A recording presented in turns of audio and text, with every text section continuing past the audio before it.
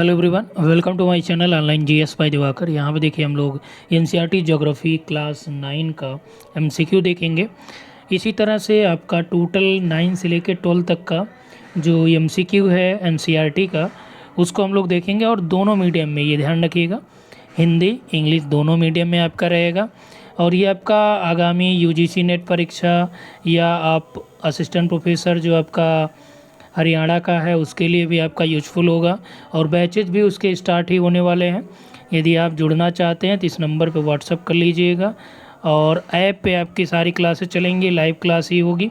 Recorded classes भी available रहेंगी, जब आपके पास टाइम मिले आप उसको देख सकते हैं। और जो आपका ऐप है वो जीएस बाय दिवाकर करके है, जो आपका प्ले स्टोर में मिल जाएगा, जीएस बाय दिवाकर सर। ठीक है, ये एप्लीकेशन का नाम है। ये व्हाट्सअप नंबर है जहाँ से आपको कांटेक्ट करना है। तो प्रश्नों को देख लीजिए किस स्तर के प्रश्न हैं। कुछ प्रश्नों में जैसे टाइपिंग में त्रुटियां हैं तो वो हम बताते हुए आपका यहाँ पे डिस्कस कर लेंगे, जब आंसर यहाँ पे हम लोग डिस्कस करेंगे तो। ठीक है ना। चलिए यहाँ पे देखते हैं। सबसे पहला ये दे रखा है चैप्टर नंबर 1 और इधर आपका हो गया।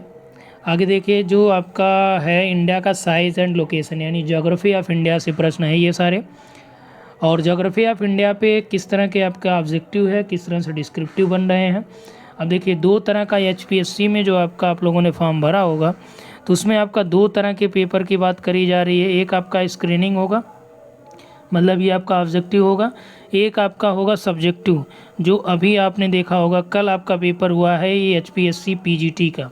ठीक है, इसके पेपर को, जो पीजीटी वाला पेपर है उसको ज़रूर देख लीजिएगा, क्योंकि हायर का जो और पीजीटी का कुछ सिलेबस आपका सेम है।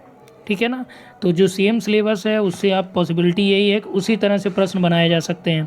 जैसे प्लेट टेक्टोनिक से वहाँ पे प्रश्न पूछा, कॉन्टिनेंटल ड्रिफ्ट थ्योरी से रिलेट करके प्लेट टेक्टोनिक्स और उनके जो साक्ष्य थे उसको वहाँ पे डिफाइन करने के लिए आपसे बोला था। ठीक है, मृदा से संबंधित आपके दो प्रश्न वहाँ पे थे। तो उसी तरह से आपको ये पूरा आपको देखना है। ठीक है ना। तो ये हो सकता है कि जैसे पीजीटी में इन्होंने क्या किया, डायरेक्ट जो है सब्जेक्टिव करा दिया, या एचपीएससी स्क्रीनिंग में अगर कम स्टूडेंट फॉर्म अप्लाई करे होंगे तो ये भी क्या करेंगे, डायरेक्ट जो है सब्जेक्टिव करा देंगे। तो इन दोनों में काफ़ी कन्फ्यूजन। वैसे कम फॉर्म तो नहीं पड़े होंगे और उम्मीद यही है कि पहले स्क्रीनिंग होगा फिर सब्जेक्टिव होगा, लेकिन आगे कुछ भी कहा नहीं जा सकता कि इनके कितने फॉर्म पड़े, कैसे क्या हैं। फ़िलहाल तो फॉर्म ज़्यादा ही पड़े होंगे। ऐसा नहीं है कि जैसे आपकी टोटल सीटें 316 हैं तो मान लीजिए 12 से 1500 अगर फॉर्म पड़े होंगे तो इतने में अगर पड़े होंगे तो ये सब्जेक्टिव कराएंगे, लेकिन इतना नहीं पड़े होंगे। उससे ज़्यादा मुझे लग रहा है कि 12 से 15 कम से कम हज़ारों में पड़े होंगे। 12-15 हज़ार तो होंगे ही कम से कम, नहीं 12-15 हज़ार तो 5-7 हज़ार तो होंगे ही फॉर्म। ठीक है, चलिए यहाँ पे देख लीजिए। आपको सारा टॉपिक पे जो हम लोग वहाँ पे डिस्कस करेंगे ना, वो हर एक टॉपिक पे आपका जो सिलेबस होगा उस सिलेबस पे टॉपिक पे पीडीएफ, वीडियो और टेस्ट, मतलब तीनों चीज़ें। टेस्ट आपका 3 तरह के होंगे, एक आपका टॉपिक वाइज, एक आपका यूनिट वाइज, एक आपका कंबाइंड। जैसे पूरा सिलेबस पूरा हो गया फिर पूरे फुल यूनिट पे एक टेस्ट हो जाएगा। और पूरा सिलेबस आपका हरियाणा असिस्टेंट प्रोफेसर का यूजीसी नेट का सिलेबस है। ठीक है, तो जो लोग यूजीसी नेट की तैयारी कर रहे हैं या जो जिनका नेट हो गया जेआरएफ के लिए ट्राई कर रहे हैं, तो उनका जो नेट का जो बैच रहे, जो लोग पहले से बैच में जुड़े हुए हैं, उनका वो हरियाणा के लिए भी यूजफुल रहेगा। ठीक है ना। चलिए यहाँ पे स्टार्ट करते हैं, आपका टाइम ज़्यादा न लेते हुए। पहला प्रश्न दिया गया है, consider the following statement, India lying in northern hemisphere, Bharat उत्तरी गोलार्ध में स्थित है। Main land extend between the latitude 8 degree 4 minute, north से लेके 37 degree 6 minute north, and longitude में क्या दिया, लैटीट्यूड में आपका ये 8 डिग्री 4 मिनट से लेके, यानी कि भारत का जो मुख्य भाग है ये 8 डिग्री 4 मिनट से लेके 37 डिग्री 6 मिनट उत्तरी अक्षांश से, 68 डिग्री 7 मिनट पूर्व से लेके या 97 डिग्री 25 मिनट पूर्वी देशांतर तक है। तो ये भी आपका करेक्ट है, ये भी करेक्ट है। चलिए अभी आगे देखेंगे कौन सा करेक्ट है कौन सा इनकरेक्ट है। आप लोग कमेंट करते हुए चलिएगा। और इसी क्लास को हम लोग क्या करेंगे, आपका लाइव में भी रखेंगे। ठीक है ना। तो अभी देखिए इसमें बहुत सारी कमियां हैं, अभी कैसे आप समझेंगे। कर्क रेखा 23.5, ठीक है, दक्षिण में भारत को 2 बराबर भागों में बांटती है। ठीक है, अब इसमें कह रहा है कि इनमें कौन सा कथन गलत है। ठीक है, इनकरेक्ट स्टेटमेंट। कई कई प्रश्नों में आप देखेंगे यहाँ पे गलती से करेक्ट इनकरेक्ट हो गया है, तो वो मैं समझाते हुए चलूँगा। तो इसमें देखिए कह रहा है कि 23.5 southern divide the country into 2 equal parts. क्या जो है 23.5 डिग्री दक्षिणी मतलब 23.5 डिग्री कर्क रेखा दक्षिण में भारत को 2 बराबर भागों में बांटती है। ठीक है, तो ये एग्जैक्ट आप देखिए क्या बोल रहा है कि भारत को कहता है, दक्षिण में नहीं। दक्षिण में 2 बराबर भाग थोड़ी, वो पूरे भारत को लगभग 2 बराबर भागों में बांट रही है, पूरी तरह से बराबर भाग नहीं है वो। ठीक है ना, फिलहाल ये इनकरेक्ट हो जाएगा। ये देखिए आपका करेक्ट हो जाएगा। भारत उत्तरी गोलार्ध में स्थित है। 2 चीज़ें हैं, देखिए जब आप इंडिया को पढ़ेंगे, यहाँ पे आपका मान लीजिए इंडिया हो गया, ठीक है। तो गोलार्ध जनरली हेमिस्फीयर आपके क्या होते हैं, 4 होते हैं। ठीक है, अब आप कहेंगे 4 कैसे, तो एक तो आपका हो गया कि नदर्न हेमिस्फीयर जब हम इसको कहते हैं, ये आपका सदर्न हेमिस्फीयर हो गया। ठीक है, उत्तरी गोलार्ध और दक्षिणी गोलार्ध। ये आपका देशांतर के अनुसार क्या हो जाएगा, ये पूर्वी गोलार्ध, ये आपका पश्चिमी गोलार्ध हो जाएगा। ठीक है ना, देशांतर के अकॉर्डिंग। तो यहाँ पे आपका देख सकते हैं कि इंडिया आपका यहाँ पे है। तो पहली बार जब हम लोग यहाँ पे डिफाइन करेंगे कि भाई इंडिया कहाँ पे है, तो उत्तर की बात करेंगे तो उत्तरी गोलार्ध हो गया, और इधर करेंगे तो आपका पूर्वी गोलार्ध हो गया। लेकिन एग्जैक्ट लोकेशन आप देखिए कहाँ पे पड़ रहा है, उत्तर पूर्वी में। अगर यहाँ पे आपका ये दे देता उत्तरी गोलार्ध में स्थित है, ये आपसे कहता है कि सबसे सही स्टेटमेंट क्या है, उत्तरी गोलार्ध में है, दूसरा स्टेटमेंट पूर्वी गोलार्ध में, तीसरा स्टेटमेंट उत्तर पूर्वी गोलार्ध में, चौथा स्टेटमेंट नन ऑफ दिस। तो आप किसको लगाते हैं, उत्तर पूर्वी में। ठीक है, यहाँ पे आपका एग्जैक्ट लोकेशन इसकी है, उत्तर भी और पूर्वी दोनों गोलार्धों में आपका। तो ये आप ध्यान रखिएगा, अगर आपको केवल यही दिया रहे तो उसी को फॉलो करिए। अब यहाँ पे कौन सा करेक्ट आंसर हो जाएगा, तो यहाँ पे आपका जो करेक्ट हो जाएगा केवल 3, ओनली 3। ठीक है ना, देखिए बहुत स्लो चल रहे हैं, क्योंकि इसी तरह से आपको ये सॉल्व करने हैं जब स्टेटमेंट टाइप के आते हैं प्रश्न। क्योंकि अब आजकल देख ही रहे हैं कि यूजीसी काफ़ी बदलाव कर रहा है, तो बड़े बड़े प्रश्न आपको दे रहा है कि पढ़िए। देखिए, with relation to India size choose the incorrect statement from the following. Bharat के भूभाग का कुल क्षेत्रफल 32,87,000। ठीक है, तो यहाँ पे आपका दिया है कि 32.8 लाख वर्ग किलोमीटर है। भारत का क्षेत्रफल विश्व के कुल क्षेत्रफल का 2.7 जो है % टोटल जोग्राफिकल एरिया को ऑब्जर्व करता है। ऐसा है या नहीं है वो बात की बात है, पहले आप लोग यहाँ पे कमेंट भी करते चलिएगा। देखिए इसमें ज़्यादा प्रश्न नहीं देखेंगे, केवल 10 ही देखेंगे, और इससे ये अनुमान लगाया जाएगा आप लोग इंटरेस्टेड हैं एनसीईआरटी के लिए या नहीं है। क्योंकि 9 से आपका 9th क्लास से लेकर 12th क्लास तक की एनसीईआरटी का एमसीक्यू इसी तरह से हम प्रोवाइड कराएंगे, दोनों मीडियम में, कोई टेंशन नहीं है। ठीक है, मीडियम का कोई लफड़ा नहीं रहा। In term of area, India is the 7th largest country of the world. Bharat विश्व का 7वां बड़ा देश है क्षेत्रफल की दृष्टि से। अब यहाँ पे समझिए कि जो आपका भारत का भूभाग का कुल क्षेत्रफल कितना है, 32.8 मिलियन स्क्वायर किलोमीटर। ठीक है, क्षेत्रफल कुल क्षेत्रफल का वर्ल्ड का ये 22.4% है। ठीक है, समझ रहे हैं। जनसंख्या पॉपुलेशन की बात करें तो 17.6% है। ठीक है ना, तो ये सारी चीज़ें आप ध्यान रखिएगा। और ये कह रहा है कि 7वां बड़ा देश है क्षेत्रफल की दृष्टि से, तो ये भी आपका क्या है, भारत 7वां है। ठीक है, तो यहाँ पे आपका कौन सा कह रहा है कि असत्य कथन आपको चुनना है, इनकरेक्ट कौन सा है, तो इनकरेक्ट कौन सा हो जाएगा, 2 नंबर, यानी कि आपका 1 नंबर का ऑप्शन करेक्ट हो जाएगा। ठीक है, चलिए नेक्स्ट आ जाते हैं।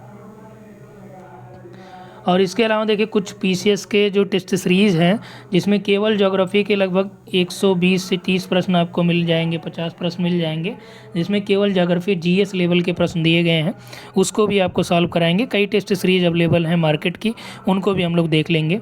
ठीक है, कुछ अच्छी जो कोचिंग्स वगैरह हैं उनके टेस्ट आपको जो यूपीएससी या सीएससी की कराते हैं।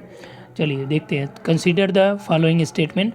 भारत की स्थल सीमा की लंबाई 15,200 किलोमीटर है। ठीक है ना, इसमें देखिए कह रहा है कि choose the correct statement. Bharat के मुख्य भूभाग की तटरेखा जो 75 से 16.6 किलोमीटर है। भारत के दक्षिण का भूभाग उत्तर में चौड़ा है। ठीक है, और 22 डिग्री उत्तरी अक्षांश से हिंद महासागर की तरफ क्या होता है, ये धीरे धीरे सकरा होता चला जाता है। ठीक है ना, तो अगर आप देखेंगे भारत का जो ये दक्षिण वाला एरिया, तो यहाँ पे अगर देखेंगे आपका उत्तर वाले में चौड़ा है इधर। अब कह रहा है 2, तो 23.5 इधर आती है, ठीक है। मान लीजिए 22 इधर से आएगा, तो जैसे जैसे आप नीचे आ रहे हैं इसका एरिया क्या होता है, कम होता चला आ रहा है, ठीक है ना। तो इस हिसाब से आपका जो हो जाएगा यहाँ पे 3rd नंबर करेक्ट हो जाएगा, ठीक है। ये भी आपका 15,200 लगभग यहाँ पे मेंशन किया, ध्यान रखिएगा। मोस्ट इम्पॉर्टेंट चीज़ आपको ये है, यदि आप सभी जो भारत की सीमाएं हैं उसको अगर आप काउंट करेंगे तो टोटल आपका मिलेगा 15,106.7 समथिंग, ठीक है, किलोमीटर। जो आपका होम मिनिस्ट्री का डाटा है, गृह मंत्रालय या बॉर्डर रोड ऑर्गेनाइजेशन जो BRO है, ये भारत की जो बॉर्डर की सारी सड़कें हैं उसका निर्माण ये BRO करता है। तो बॉर्डर रोड ऑर्गेनाइजेशन या होम मिनिस्ट्री का जो डेटा है उसके अकॉर्डिंग टोटल लंबाई 15,106 एग्जैक्ट है। ऑलमोस्ट हम लोग 15,200 मान लेते हैं, क्लियर है ना। अब देखिए भारत के मुख्य भूभाग कह रहा है कि total length of the coastline of India mainland is 7516 यानी 7516। तो भारत के मुख्य भूमि का मतलब क्या हो गया, दो चीज़ें आपको यहाँ से समझनी है। चलिए इंडिया का मैप यहाँ पे बता दे रहे हैं बना के, ठीक है। तो यहाँ पे आप ध्यान रखिएगा, थोड़ा सा मैप आपका जो है रफली बनेगा, ठीक है। चलिए इसमें क्या ये मेंशन कर रहा है कि सबसे पहले ये समझिए मुख्य भूभाग क्या है और संपूर्ण भारत क्या है। यहाँ पे आप देखिएगा क्या है, आपका इंदिरा कॉल है या इंदिरा पॉइंट, इंदिरा पॉइंट है यहाँ पे, ठीक है, या इसको पिगमिलियन पॉइंट भी बोला जाता है। और यहाँ से जो हम लोग मुख्य भूमिका स्टार्ट करते हैं 1 डिग्री 4 मिनट से लेके 37 डिग्री सॉरी,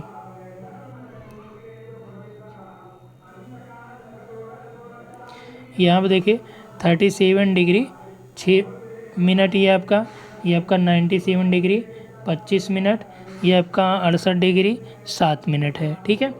ये मुख्य भूमिका हो गया, लेकिन यही इसका है 6 डिग्री 45 मिनट, ठीक है ना।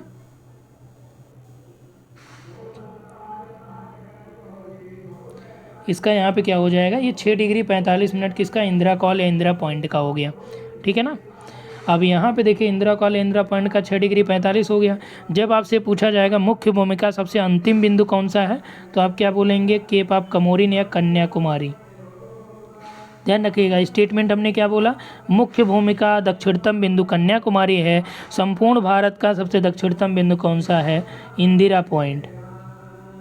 कौन सा है, इंदिरा पॉइंट, ठीक है ना। इधर आप जानते हैं इंदिरा कॉल हो गया, इधर आपका इंदिरा पॉइंट हो गया, इधर आपका जो है वालांगू है, ठीक है, इधर आपका जो है कक्ष का रन भी है, यह सरक्रीक है जो अंतिम बिंदु थे, ये हम लोगों ने देख लिया, ठीक है। तो यहाँ पे देखिए आपका जो इसकी लंबाई है, कह रहा है कि मुख्य भूभाग का जो तटरेखा कहाँ पे, ये 9 राज्य हैं यहाँ पे, इनसे होके हुए जाती है। तो इनकी जो लंबाई है मुख्य भूमि की, ये कितनी टोटल 6100 है, ठीक है ना, इतना किलोमीटर। लेकिन यदि हम लोग ये अंडमान निकोबार वाला रीजन भी इंक्लूड कर लेंगे, ठीक है ना, और लक्षद्वीप वाला जो रीजन है उसको इंक्लूड कर लेंगे, तब आपका 7516 आएगी। मतलब टोटल आपके भारत के जो कोस्ट लाइन है, तटरेखा है, उसकी कुल लंबाई 7516 है। मुख्य भूमि की जो तटरेखा है उसकी कुल लंबाई 6100 किलोमीटर है, ठीक है ना। तो इसलिए आप यहाँ पे समझ गए होंगे सारा कुछ।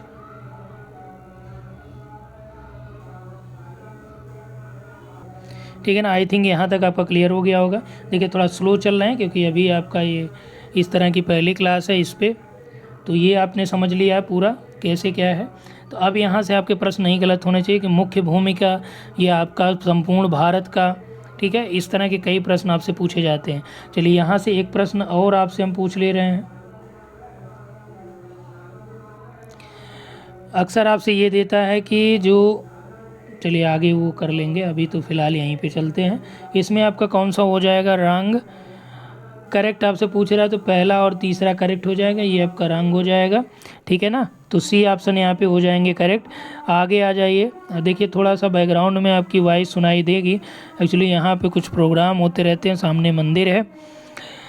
चलिए यहाँ पे कंसीडर द फॉलोइंग स्टेटमेंट, यहाँ पे मेंशन किया गया है कि India is boundary by the young fold mountain in the north west, north and north east. मतलब भारत के उत्तर पश्चिम, उत्तर और उत्तर पूर्वी सीमा पर नवीनतम बलित पर्वत श्रृंखलाएं हैं, ठीक है ना। चलिए अगर आप देखेंगे कि इंडिया का, ये देखिए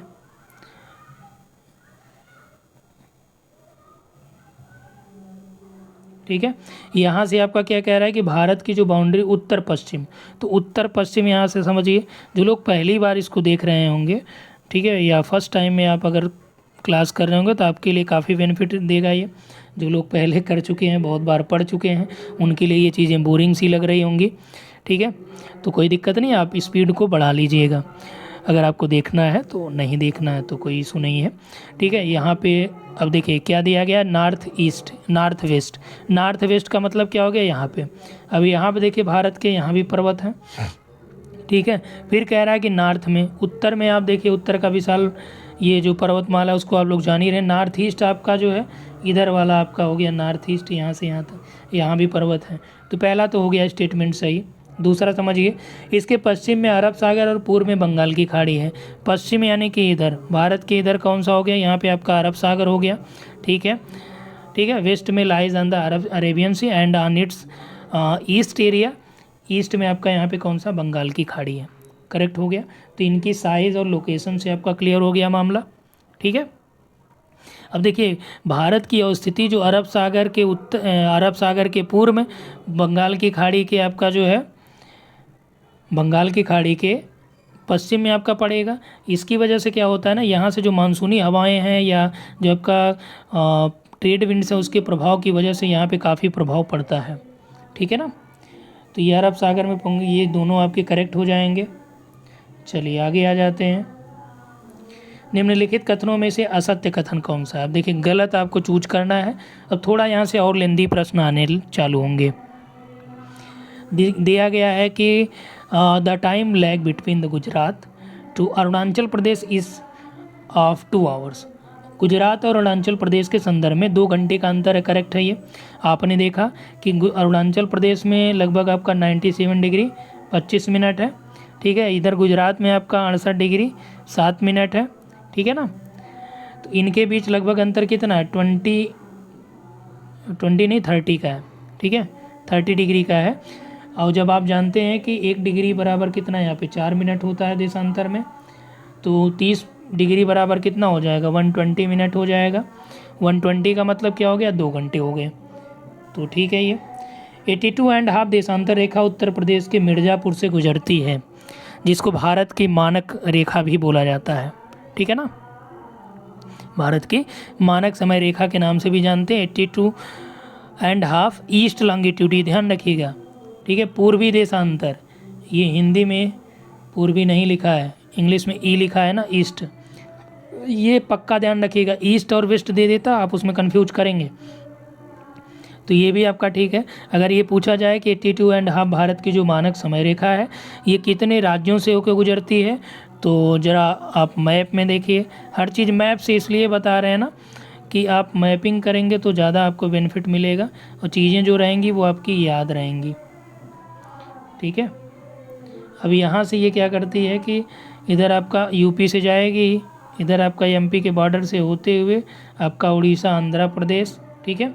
टोटल 5 राज्यों से होके जाती है। तो वो आप लोग कमेंट कर सकते हैं 5 राज्य कौन से हैं। चलिए नेक्स्ट आ जाएं।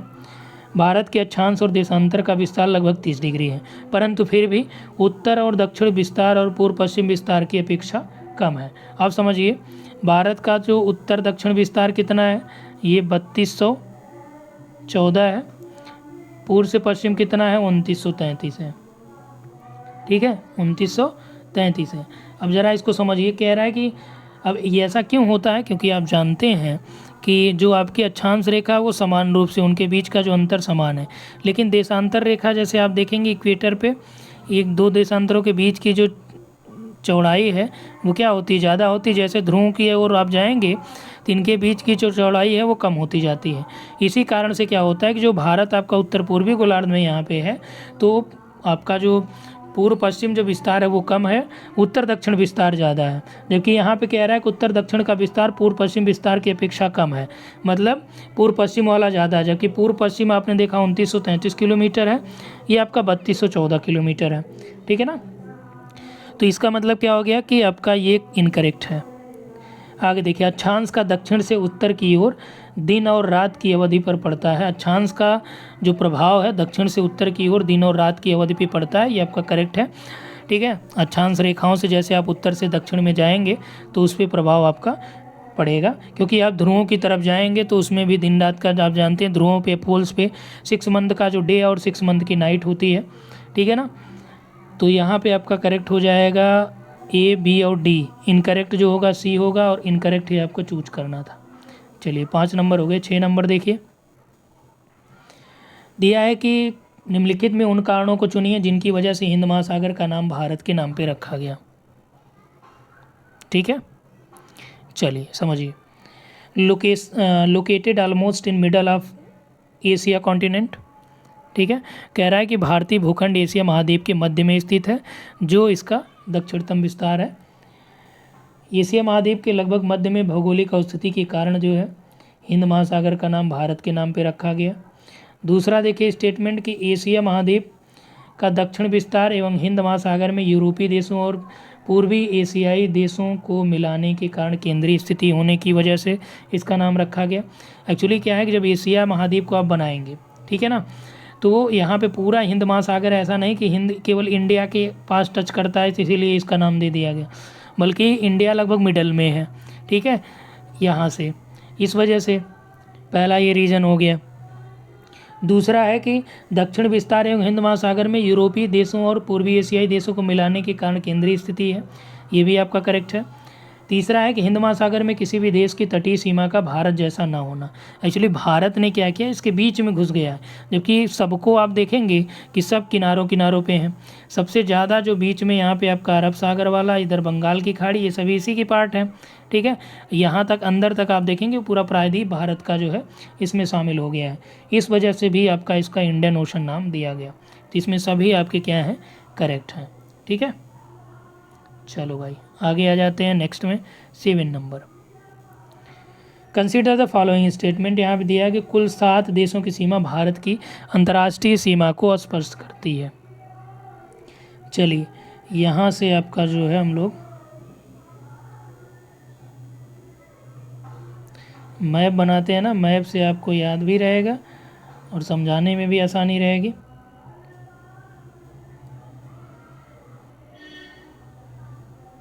यहाँ पे समझिए, आपका कह रहा है कि 7 देशों की सीमा भारत से अंतर्राष्ट्रीय सीमा बनाती है। पहला यहाँ पे देखिए आपका कौन सा हो गया, बांग्लादेश, ठीक है। इधर आपका म्यांमार हो गया, इधर आपका चाइना हो गया, यहाँ पे आपका भूटान, ये नेपाल हो गया, ये ऊपर यहाँ पे जो छोटा सा यहाँ पे सिक्किम है ना, यहाँ पे आपका भूटान हो जाएगा। इधर आपका नेपाल हो गया, ठीक है। यहाँ पे आपका पाकिस्तान हो गया, ये आपका अफ़गानिस्तान हो गया, ठीक है ना, ये पाकिस्तान हो गया। इधर आपका अफ़गानिस्तान, कितने हो गए, 1 2 3 4 5 6 और 7, ठीक है। तो अंतर्राष्ट्रीय सीमा जो है ये आपका कुल 7 देशों से स्पर्श करती है। जबकि इधर आप कहेंगे मालदीव, श्रीलंका आपका डायरेक्ट यहाँ पे स्थलीय सीमा नहीं है बल्कि जलीय सीमा यहाँ पे है, ठीक है ना। आगे देखिए, उत्तर पश्चिम में पाकिस्तान और अफ़गानिस्तान के साथ है, ये भी आपका करेक्ट है। ये देखिए अफ़गानिस्तान और पाकिस्तान दोनों से है। उत्तर पश्चिम का मतलब क्या हो गया, ये वाला इलाका, तो ये वाला यहाँ पे आपका आ गया। उत्तर में आपका चीन, नेपाल, भूटान के साथ, यहाँ पे आपका कौन सा, यहाँ से आपका चीन है, इधर नेपाल है, इधर भूटान है, ठीक है ना। पूर्व में म्यांमार और बांग्लादेश, यहाँ पे आपका म्यांमार हो गया, बांग्लादेश हो गया, ठीक है। तो ये आपका यहाँ पे देखिए कौन से करेक्ट हैं, सभी आपके यहाँ पे करेक्ट हो जाएंगे 7 नंबर में, ठीक है। किसी भी प्रश्न में कोई डाउट हो कमेंट कर लीजिएगा, डाउट आपके क्लियर कर दिए जाएंगे। आगे देखिए ये सब चीज़ें आसान सी आपको लग रही होंगी, लेकिन एग्ज़ाम में आता है तो वहाँ पे क्या होता है, कभी कभी आप कंफ्यूज कर जाते हैं चीज़ों को। तो जो आसान है उसको भी कम से कम 1-2 बार आप रिवाइज करना मोस्ट इम्पॉर्टेंट होगा आपके लिए। अब देखिए यहाँ पे आपको इनकरेक्ट चूज करना है। दिया है कि जोड़ों को जो है आप उसमें सही ऑर्डर में स्थापित करिए। जनरली आप जानते हैं कि जो पुडुचेरी है, ठीक है, पुडुचेरी में 4 ज़िले हैं, माहे, एनम, करैकल और पुडुचेरी खुद, ठीक है ना। अब इसमें ये पूछ दिया है कि आप मैच कराइए कौन सा ज़िला किस में है, किस राज्य में है, ठीक है। आप ये ध्यान रखिएगा कि एकमात्र यूनियन टेरिटरी यही है जो आपका 3 राज्यों में फैला हुआ है, ठीक है। तो इंडिया का मैप अगर आप देखेंगे यहीं दक्षिण वाला ही बनाते हैं, इसी से काम हो जाएगा,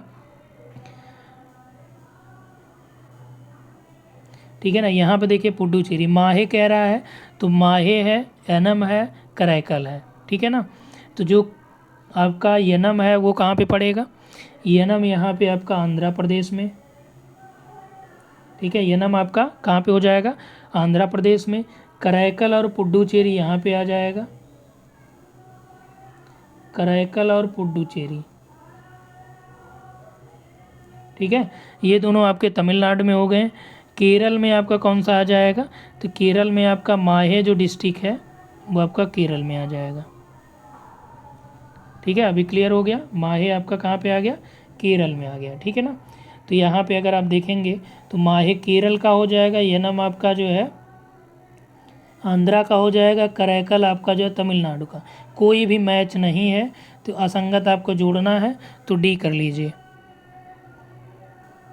चलिए 9 नंबर देखिए, इसमें कह रहा है कि निम्न में से कौन से राज्यों की सीमा ना तो किसी अंतर्राष्ट्रीय सीमा को छूती है और ना ही समुद्री सीमा को। चलिए भारत के जो बीच में स्थित राज्य हैं उनकी बात कर रहा है कि कौन जो है दोनों सीमाओं को टच नहीं करता है। हरियाणा है, ठीक है ना। तो ये आपका राज्यों की सीमा, किन राज्यों की सीमा ना तो किसी अंतर्राष्ट्रीय सीमा को छूती है ना ही समुद्री, मतलब समुद्र और अंतर्राष्ट्रीय बॉर्डर पे कौन सा नहीं है, कौन सा समुद्र के किनारे नहीं है, यानी बीच में है। तो चलिए हरियाणा आपका इंडिया का मैप बनाइए,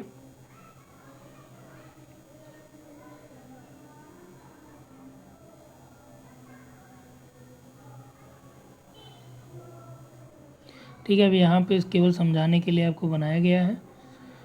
यहाँ पे आपका हरियाणा है, हरियाणा देखिए यहाँ पे आपका पड़ जाएगा, तो ये आपका किसी से मैच नहीं कर रहा है हरियाणा, ठीक है ना, अंदर ही है।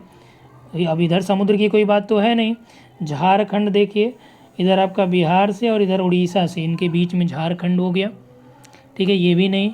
एमपी आपका यहाँ पे है, इधर आपका महाराष्ट्र हो गया, यहाँ गुजरात हो गया, ठीक है। तो इधर आपका छत्तीसगढ़ नीचे, इधर झारखंड हो गया, तो एमपी भी नहीं। हिमाचल प्रदेश ये भी आपका नहीं, यहाँ पे है हिमाचल, ये वाला जब ऊपर करेंगे ना यहाँ पे पड़ेगा, ठीक है। एक लोकेशन आपका है क्योंकि मैप थोड़ा गड़बड़ बना हुआ है। हिमाचल भी आपका यहाँ पे बनेगा, लेकिन ये ध्यान रखिएगा यहाँ पे आपका ये है ना, कौन सा, LAC, line of actual control, क्या नाम है इसका, लाइन ऑफ एक्चुअल कंट्रोल, ठीक है ना। तो यहाँ पे इसकी वजह से क्या होती है, ये चीन ऑक्युपाइड एरिया है हमारा, तो यहाँ पे आपका हिमाचल का जो बॉर्डर है वो चीन से लगता है, ठीक है ना। ये ध्यान रखिएगा, यहाँ पे हिमाचल जो है ये आपका चीन से शामिल हो जाता है LAC की वजह से। अब देखिए इंडिया का हम लोग जम्मू कश्मीर वाला जो रीजन है ना, केवल ये बीच वाला पार्ट है हमारे पास ऐसे, ये वाला पार्ट पे अभी पाक ऑक्युपाइड कश्मीर हो गया, ठीक है। यहाँ पे आपका जो है चाइना का जो बौद्ध बाहुल्य क्षेत्र वाला एरिया है उस पर चाइना ने कब्जा कर रखा है। अभी आपने हाल ही में न्यूज़ में देखा था कि वहाँ पे लद्दाख की सीमा पे जो कुछ वार मेमोरियल वाले वहाँ पे बनाए गए थे उसको चाइना के जो सैनिक थे उन्होंने गिरा दिया, ठीक है, और वहाँ पे वो अपना कब्जा जमा रहे। आगे देखिए तेलंगाना है, तो तेलंगाना आपका बीच में पड़ जाएगा, कोई दिक्कत नहीं। छत्तीसगढ़ भी आपका यहाँ पे है, ठीक है। तो इसमें आपका जो हो जाएगा ये 1 नंबर, 2 नंबर, 3 नंबर, 5 नंबर और 6 नंबर, 4 नंबर शामिल नहीं है, ठीक है। फर्स्ट ऑप्शन यहाँ पे हो जाएगा करेक्ट। चलो भाई आगे आ जाते हैं, और ये इस वीडियो का लास्ट क्वेश्चन होगा, और इसके बाद के जो वीडियोस होंगे वो, या इसके बाद जो क्वेश्चन कराए जाएंगे वो आपके रिव्यू के ऊपर होंगे, आपके कमेंट के ऊपर होंगे। आप लोग चाहते हैं आगे ये कंटिन्यू करना तो कोई बात नहीं, हम लोग स्टार्ट रखेंगे। चलिए 10 नंबर देखिए, इसमें कह रहा है कि अगर आपको और स्पीड देखना है ना तो यहाँ से बढ़ा लीजिएगा स्पीड, जिनको आराम से देखना है वो आराम से देखेंगे।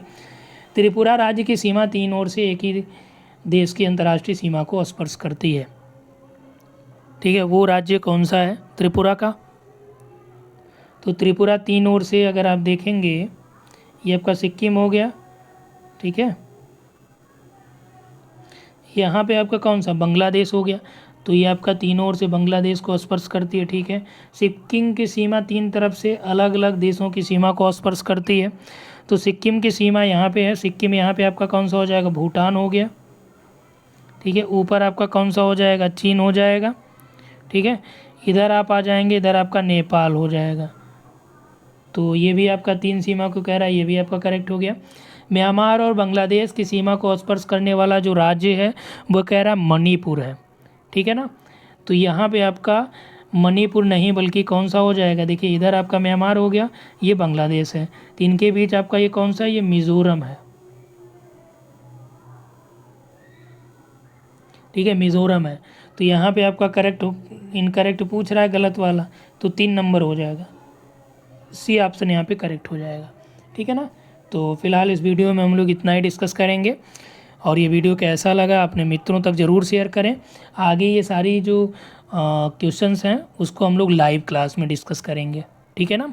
तो आप लोग तैयार रहिए, लाइव क्लास शाम को रहेगा या मॉर्निंग शिफ्ट में, जैसा आप लोग सजेस्ट करिए वैसा हम लोग स्टार्ट करते हैं इसको, ठीक है ना। तो यहाँ पे इतना ही, थैंक यू।